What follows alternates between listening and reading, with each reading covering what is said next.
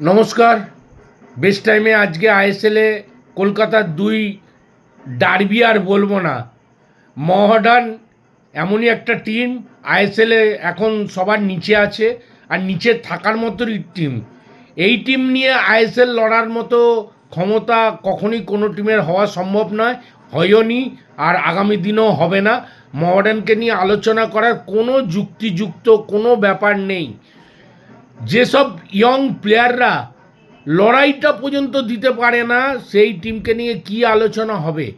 আর তার থেকেও বড় কথা, ইস্টবেঙ্গল আজকে যে 7 গোলে জয়লাভ করলো, এই জয়লাভ নিয়ে আত্মতুষ্টির কোনো জায়গা নেই। কেন?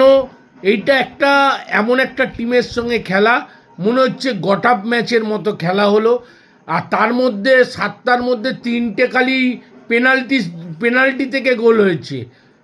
পজিটিভ কোনো গোলের পজিটিভ স্ট্রাইকাররা যে চান্সগুলো পেয়েছে সেখান থেকে গোল করে দলকে লিড করিয়েছে, এরকম কোনো ব্যাপার নেই।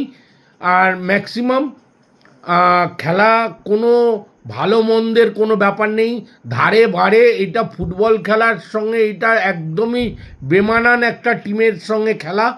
এই খেলা নিয়ে যদি আত্মতুষ্টিতে ইস্টবেঙ্গল প্লেয়াররা ভোগে, তাহলে আগামী খেলাগুলো নিশ্চয়ই তারা আরও বিপর্যয় তাদের জন্য ওয়েট করবে। আমি আশা করব যে এই খেলাটা প্র্যাকটিস ম্যাচ ভেবে যদি নিজেদেরকে প্রস্তুত রাখে বা আরও ভালো টিমের সঙ্গে খেলার মতো মানসিকতা বা সেইভাবে যদি নিজেদেরকে প্রিপারেশান করতে পারে, তাহলে কিন্তু আইএসএলে আবার ঘুরে দাঁড়াতে পারবে। কেন? লিগের একটা বৈচিত্র্য আছে, কখন কোন টিম আটকে যাবে, কোন টিম জিতবে, এটা বলা খুব দুষ্কর ব্যাপার। ভালো টিমও অনেক সময় আটকে যায়। হ্যাঁ, এই জন্য আজকে আমরা এখানেই আমাদের ভিডিওটা শেষ করছি। আমাদের ভিডিওটা অবশ্যই সাবস্ক্রাইব করবেন, লাইক করবেন, কমেন্ট করবেন, আমাদের সঙ্গে থাকবেন। ধন্যবাদ, নমস্কার।